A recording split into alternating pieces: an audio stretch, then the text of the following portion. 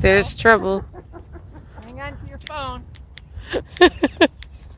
So Mr. Pullman was the founder of the Pullman Palace Car Company, built a huge company town for his workers, which is still standing. It's one of the best looking company towns ever. But then one year he cut all of their salary, but not all of their rent. That led to huge strikes, not just within the company, but there were sympathy strikes all over the place. There was even talk of an entire general industrial worker shutdown of the entire country in 1894. Eventually, President Cleveland had to send in the troops. Now, when Pullman died a few years later, it was widely reported that he had been buried here in a double-deep grave about 10 feet down that was full of cement, steel, and railroad ties so that nobody could mess with his body. Now, that was kind of a trend at the time. You know, there had just been a highly publicized attempt to steal Abraham Lincoln a few years before. The year before, H.H. Holmes was buried in a giant block of cement.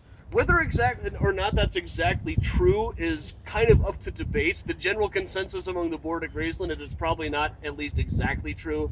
Like, certainly the way they described it in the Tribune, there would not have been room for his wife right next to him. Plus, we're right by the pond. You can't really go 10 feet down that close to the pond.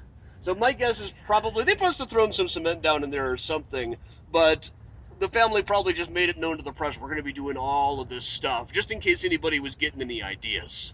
The Chicago Daily News account of it is especially fun. It's like, even before the last mourners had left, ruddy-faced men emerged from the bushes with their terrible implements. And it talked about them like digging in the ground as the shadows of the nearby obelisks cast their shadows on the ground.